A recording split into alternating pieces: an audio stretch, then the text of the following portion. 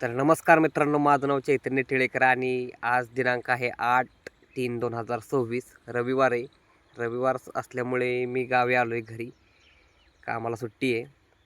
पण मित्रांनो घरी आलो. पण घरी आल्यावर असं एक माझ्याबरोबर गोष्ट घडली. ती मला असं वाटलं की नक्कीच तुमच्यापर्यंत मांडावी, शेअर करावी आणि विचारावं देखील की असं कसं.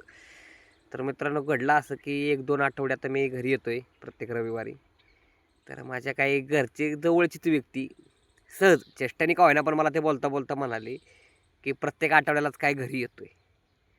तर मित्रांनो घरी येतोय म्हणजे आता सुट्टी असते म्हणून येतो. आता जो बाहेर राहतो त्याला माहिती आहे काय कंडिशन आहे. पण त्यांच्या बोलण्यातनी असं आलं की तुम्ही प्रत्येक आठवड्यालाच काय घरी यायचंय.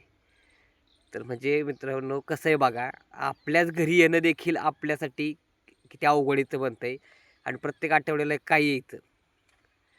आणि म्हणजे असा मला प्रश्न पडला की यार किती हे डेंजर आहे. म्हणजे एक आपण आयुष्याच्या एका टप्प्यावर पोहोचल्यावर आपल्यावर अशा गोष्टी घडतात की आपल्याला आपल्याच घरी येणं बी पाहुणचारागत नाही का, की आपण जावं का नाही? किंवा मग गेलो तरी बघणारे अशा बघतात की यार हा सारखाच का येतोय?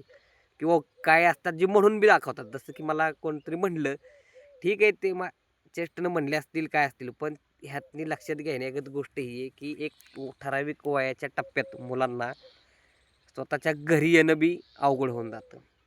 त्यामुळे असं काही नसतं की फक्त मुलींनाच घर सोडावं लागतं आणि सोडल्यावर त्यांना घरी त्यांना ह्या घराची दारं बंद होतात. पण त्याच्याहून दुर्दैव म्हणायला त्या मुलगा तो त्या घरचा असून देखील त्याला त्याच्या ती घरची दारं बंद होतात, असं मला वाटतं. तुम्हाला काय वाटतं नक्की मला कमेंट करून सांगा. आणि अशा काही गोष्टी आहेत त्यामुळे मी जी मागची जी जी मुलं आहेत, जी आता कॉलेज आहेत, जी काही शाळा शिकतायत, तर त्यांना एक सांगेन की आयुष्याच्या ज्या त्या टप्प्यात ज्या त्या प्रॉपर पद्धतीनं गोष्टी करा. म्हणजे जे काय